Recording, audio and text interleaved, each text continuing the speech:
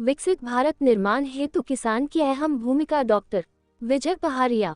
Agriculture express के संरक्षक एवं संस्थापक डॉक्टर विजय पहारिया ने बताया कि आधुनिक भारत के निर्माण की रीढ़ बन चुकी कृषि से देश की कुल आबादी की लगभग 75% से अधिक आबादी प्रत्यक्ष या अप्रत्यक्ष रूप से कृषि पर आधारित है। भारत के विदेशी व्यापार में भी कृषि वस्तुएं ही प्रमुख हैं। अपार प्राकृतिक संसाधन एवं असीमित श्रम साधन होते हुए भी भारतीय कृषक आत्महत्या के लिए मजबूर क्यों है?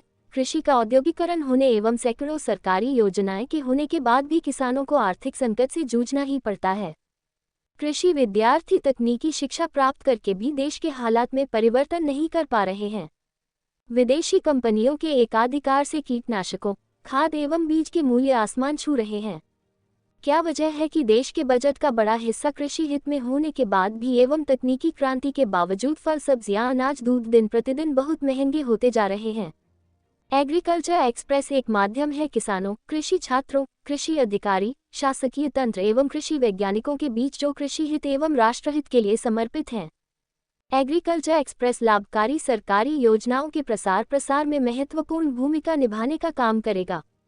Climate change, global warming, ozone परत, biodiversity, water conservation, soil testing, जल, जंगल, जमीन आदि मुद्दों पर प्रमुखता से लोगों को जागरण करेगा। लैंडस्लाइडिंग, बाढ़, सूखा जैसे प्राकृतिक आपदा पर संगोष्ठी आयोजित होगी एवं आपदाओं के निराकरण के लिए योजनाबद्ध तरीके से काम करेंगे। किसानों की आत्महत्या को रोकने के लिए हर संभव प्रयास करेंगे। कृषि के विकास के बिना विकसित हिंदुस्तान का निर्माण मात्र एक स्वप्न ही होगा। किसानों से सिर्फ वोट बैंक की राजनीति करने वाले दिग्गज नेताओं को मंच से उतरने के बाद सिर्फ अपनी कुर्सी ही दिखाई देती है।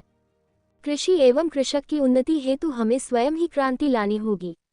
बदलते दौर के मोबाइल युग में एग्रीकल्चर एक्सप्रेस का डिजिटल चैनल बहुत ही जल्दी शुरू होने जा रहा है। एग्रीकल्चर एक्सप्रेस विकसित भारत निर्माण हेतु वचनबद्ध है।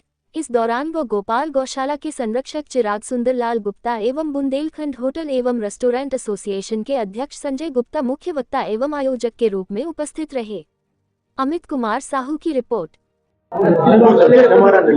आज हमने एग्रीकल्चर एक्सप्रेस को लेकर प्रेस वार्ता की है और एग्रीकल्चर एक्सप्रेस एक माध्यम है कृषि छात्रों के बीच, कृषि वैज्ञानिकों के बीच, सरकारी अधिकारियों के बीच, प्रदेश सरकार और केंद्र सरकार की जितनी भी योजनाएं हैं उन योजनाओं को हम किसानों तक पहुंचाने का काम करेंगे।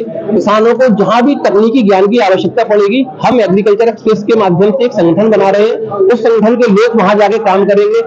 जो समस्याएं उनकी अभी आसानी से सॉल्व नहीं हो रही है, हमारा जो टीम है वो स्पेशली इस पर ही काम करेगी। और जो कृषि के स्पेसिफिक लोग हैं, जो उस फील्ड के मास्टर हैं, हम उनसे, ऐसा नहीं कि हम हर चीज में परफेक्ट है, हम उनसे पूछेंगे तब हम उनकी समस्या को उनसे पूछकर उन तक पहुंचाएंगे। तो एग्रीकल्चर एक्सप्रेस एक माध्यम है जो कि हम झांसी शुरू करके बुंदेलखंड से होते हुए पूरे देश में इसको चलाएंगे। समृद्ध किसान समृद्ध भारत हमारा इसका लोगो है और किसानों के हित में हम लोग ये काम करने जा रहे हैं, क्योंकि अगर हम एक विकसित देश की परिकल्पना किसानों के विकसित हुए बिना नहीं कर सकते। जब तक हमारे देश का किसान समृद्ध नहीं है हम कभी अपने भारत को विकसित नहीं बना सकते हैं, क्योंकि भारत की 70 से 80% जनता कृषि पर आधारित है।